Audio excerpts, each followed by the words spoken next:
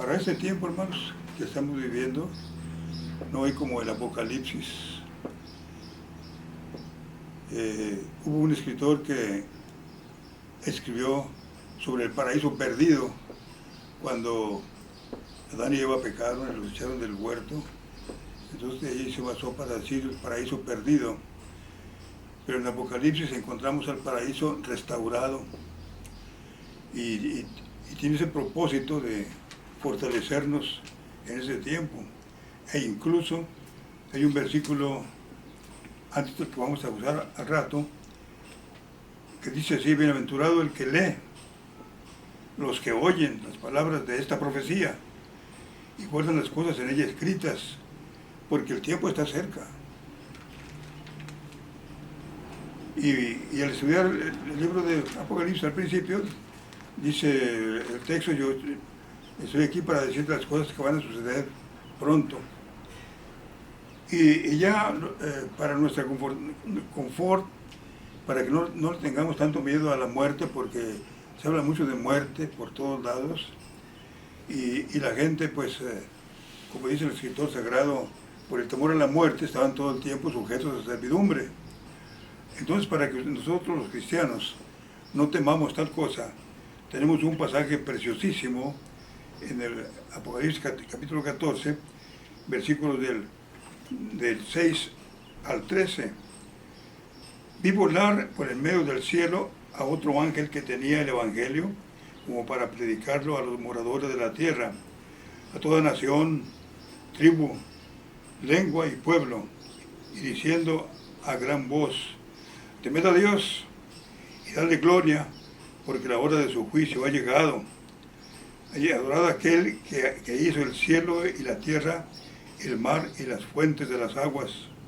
Y otro ángel le siguió, diciendo: ha caído Babilonia, la gran ciudad, porque ha hecho beber todas las naciones del vino del furor de su fornicación.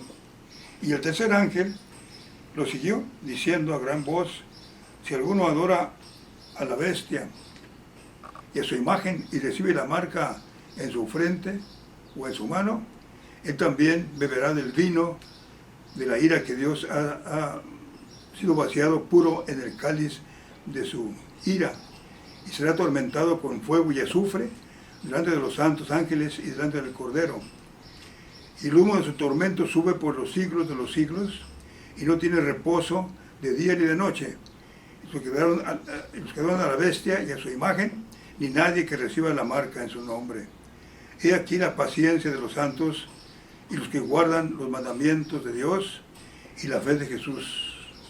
Y sigue: y una voz que desde el cielo me decía: escribe, bienaventurados de aquí en adelante los muertos que mueren en el Señor.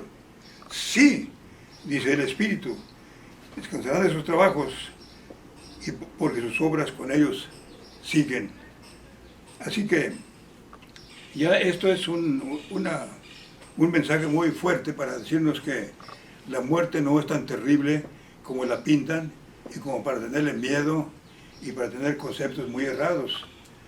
Los cristianos debemos mejorar un poquito nuestro concepto acerca de la muerte en Cristo, porque, por ejemplo, hubo un caso allá en Tampico, el dueño de la funeraria que atendía a los creyentes o a toda la gente, dice: a mí se me hace muy rara una cosa, dice, que algunas veces los cristianos dicen: murió en las manos de su Salvador el hermano fulano y fue a encontrarse con él, y nosotros los estamos participando con una profunda pena, ¿verdad?, para que ustedes sepan de este suceso y oren por la consolación de los familiares. Pero ¿por qué se va a ir a los brazos de su Salvador? Porque hay una profunda pena en nosotros, cuando debiera haber alegría. Y entonces por eso está este texto muy acertado: bienaventurados los muertos que de aquí en adelante mueren en el Señor. Y vamos que para cuando se escribió el Apocalipsis, pues no se hablaba de otra cosa más que muerte. Los apóstoles ya habían muerto, y lo único que quedaba era Juan. Y él fue desterrado a la isla de Patmos ya de más de 100 años de edad, y allá lo llevaron para que muriera allá, en la isla de Patmos. Sin embargo, Dios allí le dio el Apocalipsis, el libro de la revelación, el libro que habla del paraíso restaurado, y nos da un concepto muy hermoso acerca de la muerte, y dice: bienaventurados los muertos que de aquí en adelante mueren en el Señor. Qué hermosa promesa y qué gran lección. Bienaventurados los muertos que de aquí en adelante mueren en el Señor. La palabra bienaventurado, esa no se encuentra en ningún libro más que en la Biblia, y se refiere a la dicha que recibe aquel que pasa por esa experiencia, que es una dicha incomparable. Y incluso si vemos la palabra y la analizamos, dice ahí: bienaventurados, bienaventurados, es una aventura en la que vivimos, es una aventura lo que haya después de la muerte, pero la Biblia nos asegura que a los cristianos, a los que mueren en el Señor, será una bienaventuranza. Y no se queda nada más con la seguridad que aquí nos muestra cuando dice: bienaventurados los muertos que de aquí en adelante mueren en el Señor, sino veamos lo que sigue y el énfasis con que se da. Dice: sí, dice el Espíritu. Así que es una verdad que está diciendo el Espíritu Santo, porque dice aquí el texto: descansarán de sus trabajos y sus obras con ellos siguen. Y son dos cosas preciosísimas. Una es: descansarán de sus trabajos. Generalmente una persona muere después de que tiene muchos sufrimientos, por enfermedad o por susto o por alguna cosa. Y aquí en este caso la palabra es de aliento. Cuando bienaventurados dice cuando dice mueren en el Señor, porque en primer lugar descansarán de sus trabajos. Ya se acabó todo aquel temor a la muerte, ya se acabaron las enfermedades, se acabaron las preocupaciones, ya el hombre pasa a un estado muy precioso de descansar de sus trabajos. Ya no tiene por qué andarse preocupando como suele suceder en el mundo, porque dice el texto: descansarán de sus trabajos. Y además dice la promesa: y sus obras con ellos siguen. Y por supuesto que eso es una promesa para los santos, para los que han recibido a Cristo como Salvador personal, para aquellos que han sido separados para el servicio del Maestro. Esa es la palabra santo, separado. Y para ellos dice, además de que descansen de sus trabajos, sus obras con ellos siguen.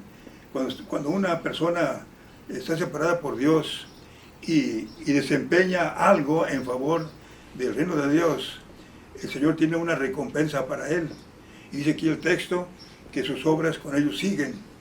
Y el Señor Jesucristo lo dijo de otra manera: si el grano de trigo no cae en tierra y muere, él solo queda, mas si muriere, mucho fruto lleva. Y eso lo dijo para preparar a sus discípulos cuando él murió.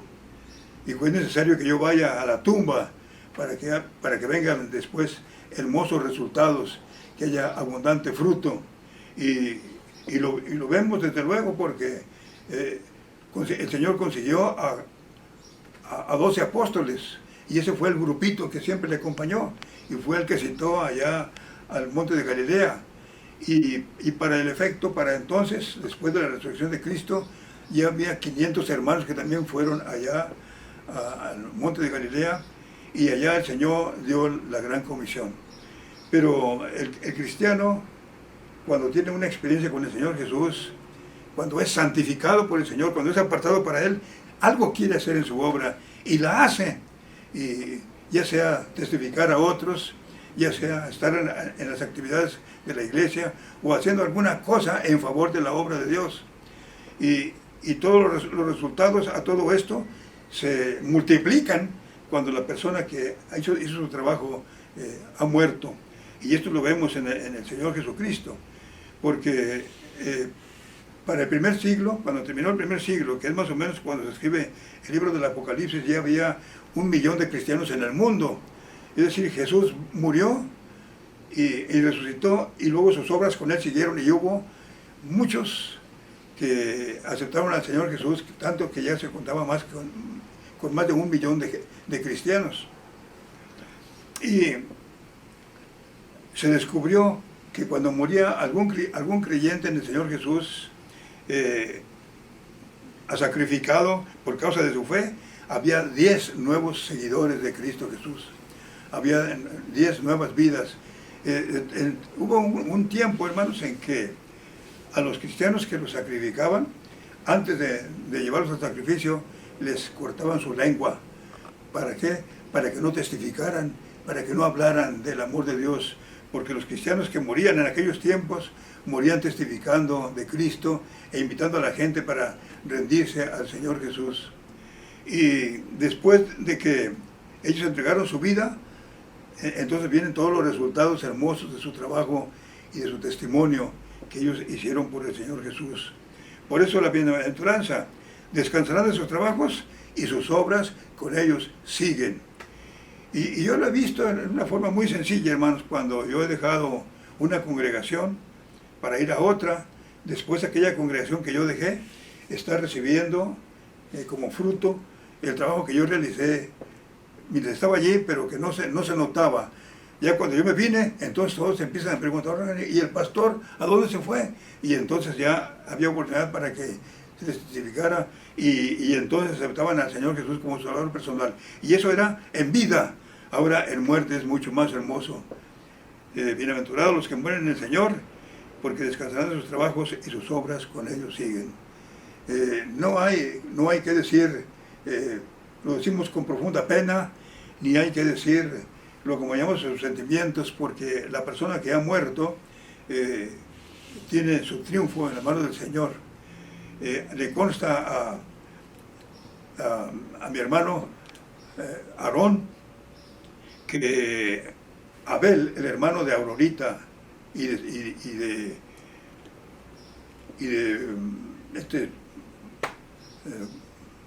se me fue el nombre, Alfonso, cuando fuimos a saludarlo, él dice: hay una fiesta en el cielo, porque mi hermano o mi hermana o mi hermano indistintamente están allá con el Señor. Ahora ellos están coronados, están engrandecidos por el Señor. Y ese es el concepto que debiéramos tener, hermanos.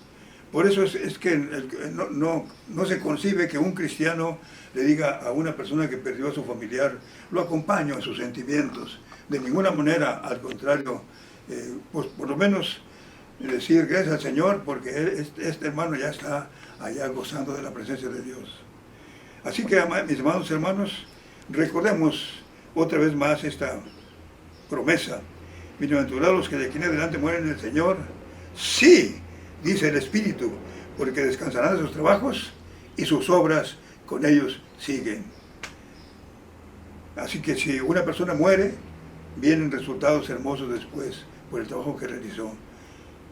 Gocémonos, porque el Señor tiene mucho preparado para nosotros, hermanos, y además porque el trabajo que realizamos, Él lo va a bendecir. Dios los bendiga, hermanos.